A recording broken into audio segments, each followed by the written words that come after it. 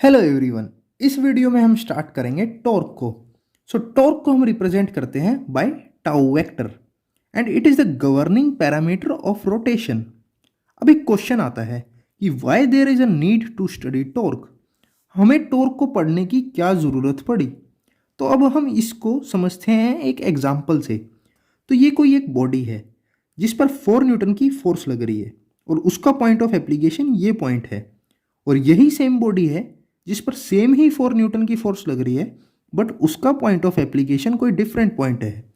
तो अब इस केस में अगर हम देखें तो देखो फोर्स सेम है, बॉडी भी सेम है, बट हम देख रहे हैं कि इफेक्ट जो फोर्स का है वो इन इन दो केस में डिफरेंट है। अब ये डिफरेंट क्यों हो रहा है? तो ये डिफरेंट हो रहा है टॉर्क की वजह से, रोटेशनल बिहेवियर की वजह से। तो effect of the 4 Newton of force on both of the bodies is totally different.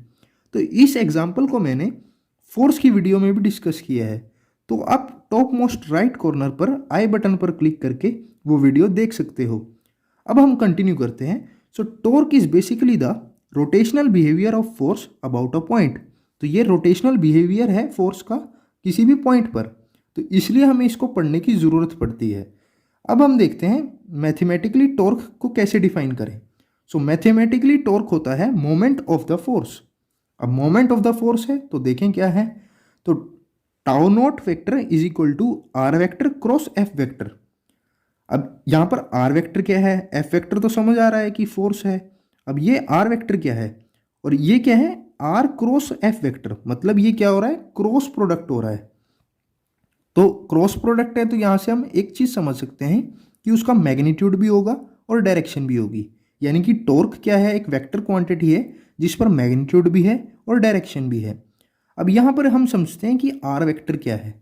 तो आर वेक्टर है position vector of any point on the line of action of F vector with respect to some reference point से O. अब इसको समझते हैं कि ये क्या बोला गया है।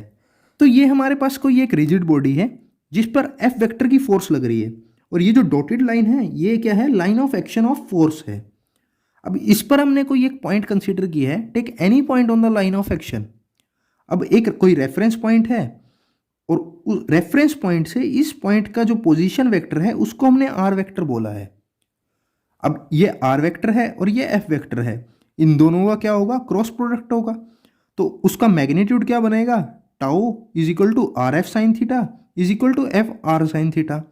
अब ये आर साइन थीटा क्या है उसको देखते हैं। तो अगर हम देखें तो ये आर वेक्टर था। अब इसका एक कंपोनेंट होगा आर साइन थीटा और एक कंपोनेंट होगा आर कोस थीटा। तो हमने उस आर साइन थीटा वाले कंपोनेंट को, जो कि परपेंडिकुलर है हमारे line of action of force के, तो आर साइन थीटा को हमने रिप्लेस कर दिया बाय डी। मैग्नीट्यूड बन गया tau is equal to F into D.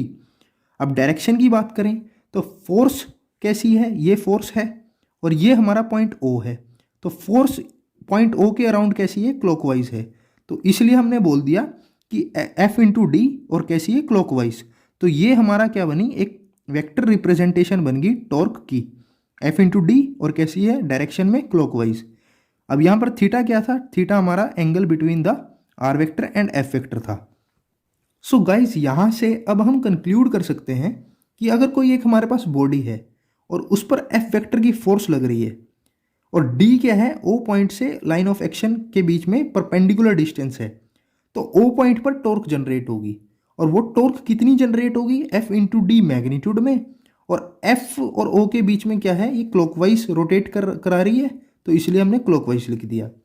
अब यहाँ से अगर हम साइन कन्वेंशन देखें तो अगर पॉजिटिव होगी, अगर क्लॉकवाइज है, ये क्लॉकवाइज थी तो पॉजिटिव, और नेगेटिव कब होगी, जब हमारी कैसी है, एंटी क्लॉकवाइज है। एंटी क्लॉकवाइज फोर्स होगी तो वो कैसी होगी, नेगेटिव।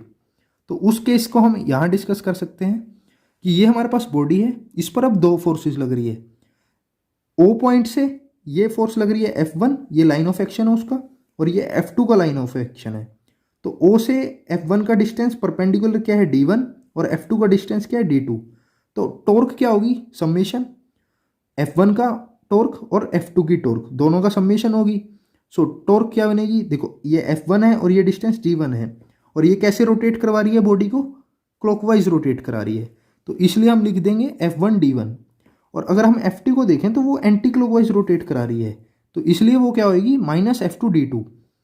साइन कन्वेंशन का हम ख्याल रखेंगे। तो यहाँ से हमारे पास जो रिजल्ट आएगा वो रिजल्ट आ जाएगा F one D one minus F two D two. तो गाइस ये था हमारा टॉपिक टॉर्क। तो आज के लिए इतना ही। Thank you.